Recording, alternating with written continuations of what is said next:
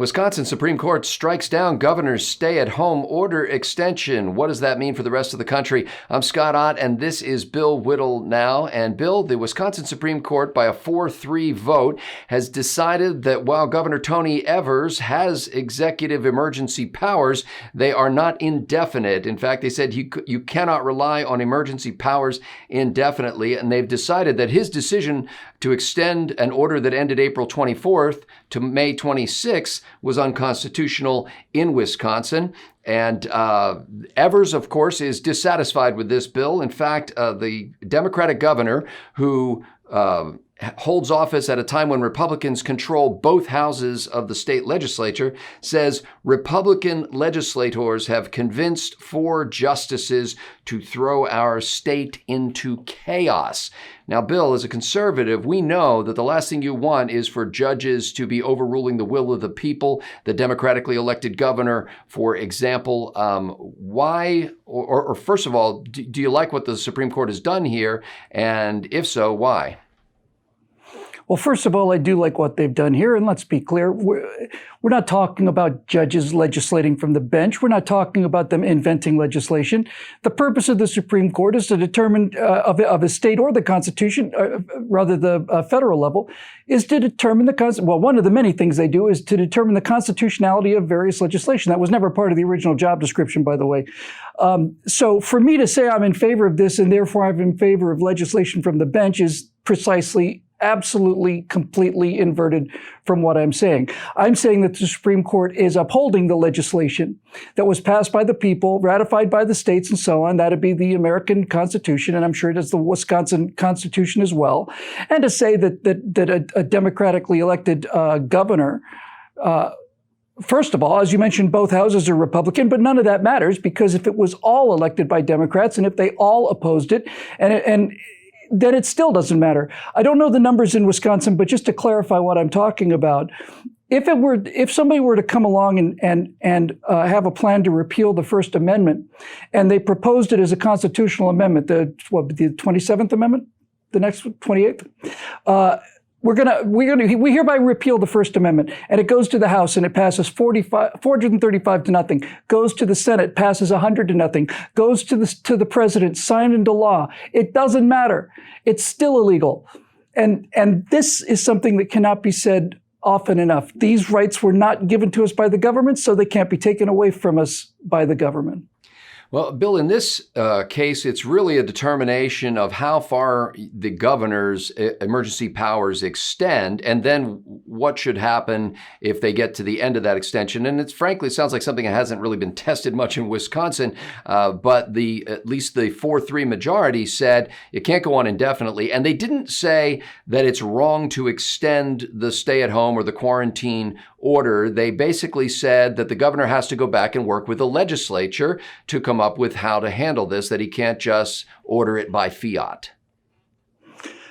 You know, I am a very, as we all know, and as you are as well, to say I'm an admirer of the Constitution, U.S. Constitution, is to understate the case by orders of magnitude.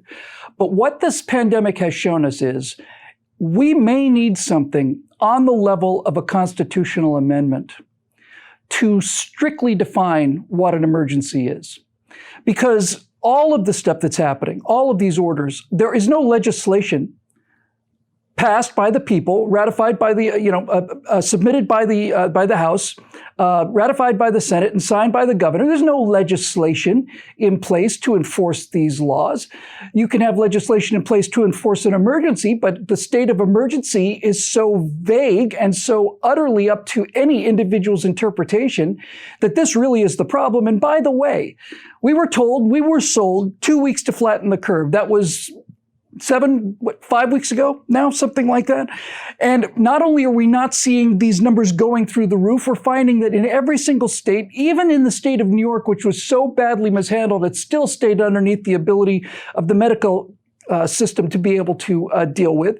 So where is the state of emergency and who decides? And if we have got to the point where an individual governor or a president or whatever can simply declare that it is an emergency because I say it is, then clearly we Bill, need let's be fair some to kind these of governors. definition. There's no governor out there who's saying this is an emergency because I say it is. They are saying that the best medical and scientific authorities that they have are saying that if we open up too quickly, as Dr. Anthony Fauci has said from the White House, or at least in interviews about his role at the White House, that we risk a smaller second wave in the summer and then a massive wave in the fall of infections. So it's not that these governors are going off as petty dictators and basically saying, I've decided I want the state shut down. They're basing their decisions on science. No, there absolutely are petty dictators. They 100% are petty dictators, because if they were basing their decisions on science, then they would realize that the actual hard data, when I say data, I don't mean computer models or graphs or anything. I'm talking about how many patients are in the hospital right now with this COVID-19 disease. How many? And how many beds do we have available? They have moved the goalposts from the beginning, from flatten the curve to, well, let's play it safe, to, well, let's just stay locked down indefinitely until it's safe. Now, no one ever has said that this is going to be safe. And I've said this before, and it cannot be said often enough. This virus is here. It was brought to this world either through the incompetence of the manufacturer of the Chinese Communist Party, and it will never go away. It's going to be killing tens of thousands of people for the rest of time. It's part of the ambient risk of the world we live in now. And if you really want to talk about what constitutes a state of an emergency, I think you really can do no better than that. There's a classic line from British parliamentary debate where they're arguing the details and so on and so on, back and forth. And I forget who said it. Likely it was either Gladstone or Disraeli. And they basically just said, gentlemen, we all know the difference between a live horse and a dead one. So let us please cease flogging the latter. In other words, some things are so obvious that they don't need to be defined down. And if you look outside the window of any home in America, the only place that looks like was an actual emergency and may still be considered to be one would be New York City.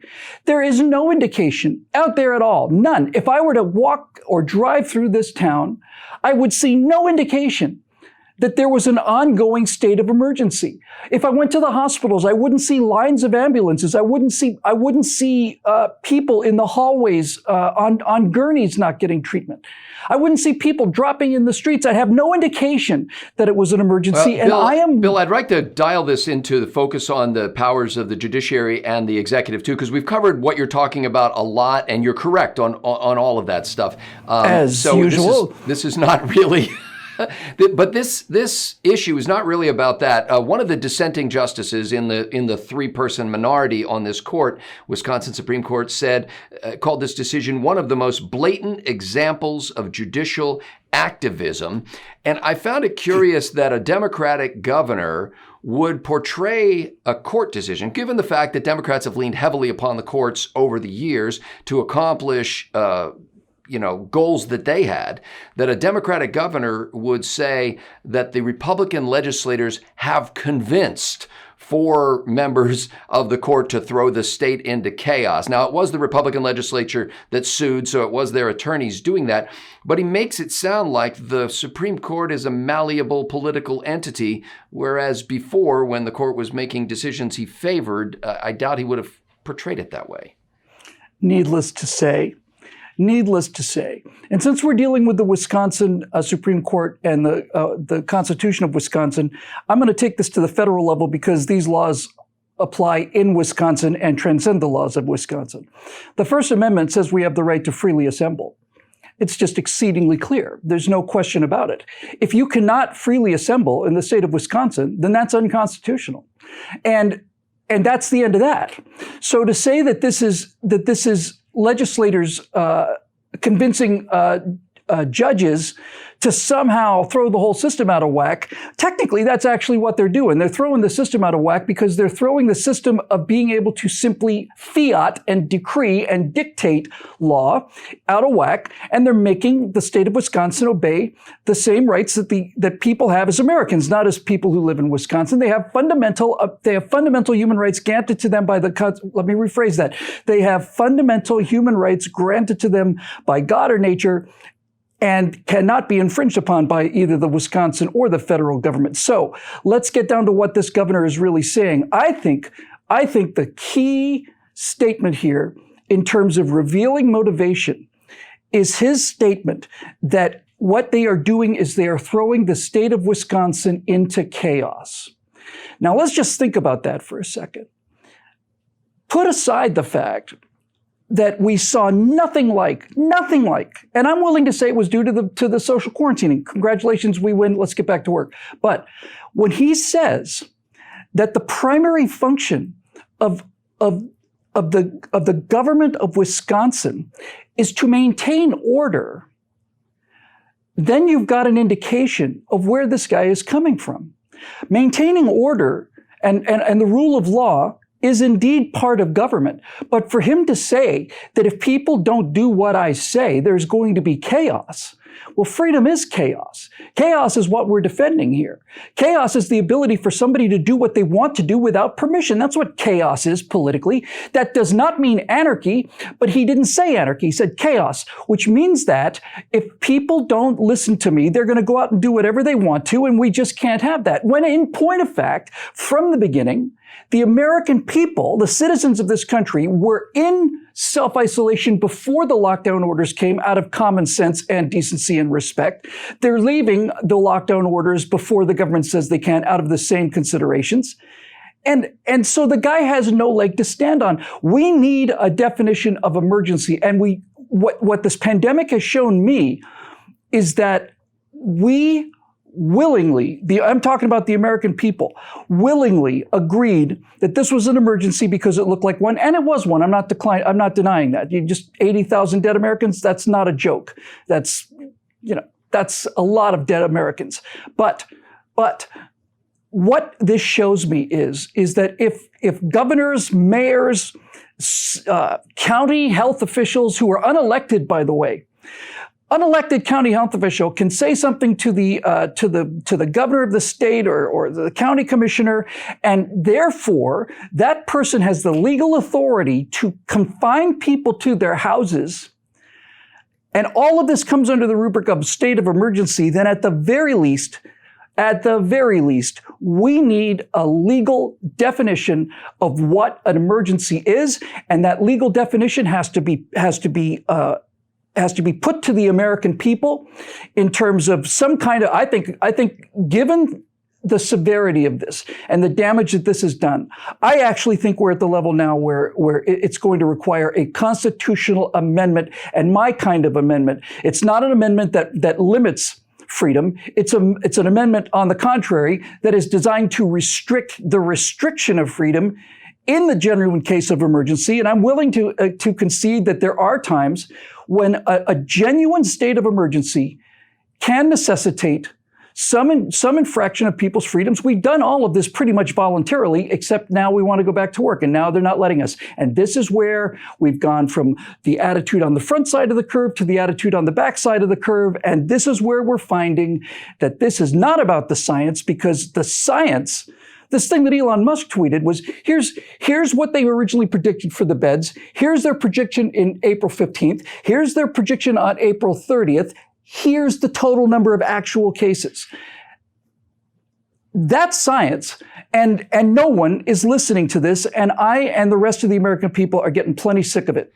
Bill, I'd like to wrap this up relatively quickly because I need to go to my full-time job where I'll be mingling with hundreds of people in a retail establishment here in Texas. Grandma killer! That's right. Wearing a facial mask and hygiening myself vigorously.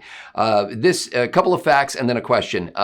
So far, 11,000 confirmed infection cases in Wisconsin, 421 COVID-19 related deaths in a population of the state, and I add this because I never see this in the news, population in the state of Wisconsin, roughly 5.82 million people. As a result of the Supreme Court's decision, Madison County, Dane County, and Milwaukee County have all announced that they plan to put in place their own extensions of stay-at-home orders that will go through the end of May. I know that Milwaukee is an urban area and is making decisions probably differently than the average rural community would. But Bill, the ACLU ACLU has weighed in on this, and they disagree with the Supreme Court's decision, and they say that not extending or not allowing the governor to extend these stay-at-home orders actually has a deleterious impact or a disproportionate impact on minorities. Don't you think that those considerations of people who are poor and live in concentrated areas should be given some deference in these cases? In other words, the people that have the fewest possible resources, the smallest amounts of savings, the thinnest margins, the people who are hanging on by the thinnest of threads, those are the people who we can't let go back to work on any circumstance. Is that what they're saying? I just did a quick little math. I probably got it wrong. Those are the people who are going to die disproportionately. The American Civil Liberties Union is now, the name of the American Civil Liberties Union is now the same thing as the name of a news organization. It is the antithesis of what it says it is. The news organizations like CNN and the New York Times are in the news suppression business. The ACLU is now in the civic rights and fundamental individual freedom suppression business. I just did a quick little math using the numbers you gave me. I may be off by a decimal place, but if I got the numbers correct, we are living in a state of emergency in Wisconsin, giving the governor unlimited powers because 0.0007% of the population of Wisconsin has died from some association with COVID-19. It doesn't mean that they died of COVID-19. We don't know how close they were to dying otherwise from COVID-19 and whether COVID-19 helped them along or whether they just died and afterwards the test results came back and said, oh, guy was in a car accident, had COVID-19, there's another death. 0.00007. Now, if we're talking about 7% of the population, we got an emergency. If we're talking about 1% of the population, you could make the case that we've got an emergency. But when you're talking about 4 decimal places to the right of 1% of the population. You look at this number. You look at the code. Anybody can do the math on this. Anybody can do the math on this. This is the argument. I don't know why I didn't think of it earlier. What percentage of the Wisconsin population has died of COVID-19? There's a number. There's a percentage of the total population due to COVID-19 deaths. Now, what I want to know is, during the same period, how many people died of car accidents? How many people died of diabetes, obesity, heart disease, cancer? I want to know all of those things. And if all of those numbers are greater, and we didn't live in a state of emergency under those numbers, and they are infinitely greater, then the entire emergency argument falls apart. It just falls apart. And when it falls apart like this, when you do the kind of math that an idiot like me can do with a personal device in 10 seconds, if an idiot like me can figure this out, if I can take the population, if I can take the number of people died, divide by the population, and come out with this microscopic figure, I imagine, now this is just an estimation on my part, or just maybe I'm just being optimistic, but I would imagine that the healthcare officials making the decisions, advising the governor, and I'm going to assume the governor himself is capable of dividing the total number of deaths by the population of his own state. I'm going to assume that he has the mental facility to be able to do that. And if he can, oh, he has his own people. He has his math people. Give it to the math guys. But my point, Scott, is that this is not an opaque issue. There's nothing opaque about this. This is, and the numbers are consistent across the country with the exception of New York. And by the way, when I say with the exception of New York, I mean with the exception of New York City and the surrounding area. Upstate New York is showing the same numbers as everybody else is. Maybe a little higher because so much of the infections in the whole country came out of people visiting New York. But there's your answer. You don't have to take my word for it. If you find me any cause of death that we had accepted prior to this declaration of emergency, if you find COVID-19 is above any of those things. It wouldn't be just any cause of death. It would have to be an infectious condition that would be spreading in the community, because the whole purpose of this executive order is to shut down human contact. Yes, but we were given estimates based on a model. Some people think that model was intentionally flawed. I personally don't believe it. It is beginning to look like the character of the guy who created the model is not exactly one of ethical, monumental ethical purity, but forget all that. Let's just say it's his job to come up with the worst case scenario, and he did. Scared a lot of people, scared the president, scared the governors. Okay, I'm all down with all this. I'm fine with this. Took enormous emergency procedures in order to stop this pandemic. So far, so good. So far, so good. And we were told that it's insane to open up again while the numbers are still increasing and we're on this exponential curve. Well, what do we see? We find that the social distancing has knocked this curve so flat that the USNS Comfort has sailed out of New York City essentially unused, and so on and so on. I'm not going to go through all those examples again. And so we find that this, furthermore, and much more importantly, as we continue to increase the testing, we're finding more and more and more and more people who were testing positive for COVID-19 antibodies and didn't even know they were sick. So that all of that scientific evidence tells us not that people don't die from this. It tells us that the mortality rate of this infection is way below what we originally thought it was. I personally have always found 20/20 hindsight to be a repulsive kind of a quality to have. So I'm willing to accept the fact that the government in the initial stages took the worst case scenario and acted appropriately. But when those numbers didn't develop, that's when the science says you need to change your metrics and start opening sooner rather than later.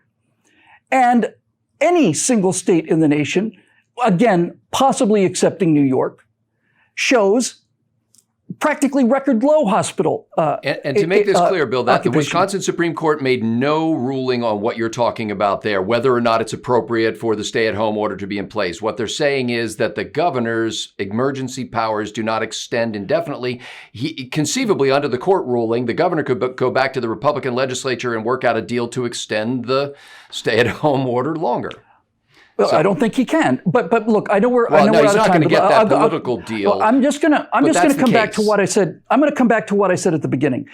The entire issue now across the country, not just in Wisconsin, the entire issue, all of it, comes down to what is the definition of an emergency. And since we've never had a nationwide legal understanding of what the definition of an emergency is so that emergency powers can be invoked, until we have a definition of what an emergency is, we will continue to be subject to this kind of arbitrary decision-making that has nothing to do with science whatsoever.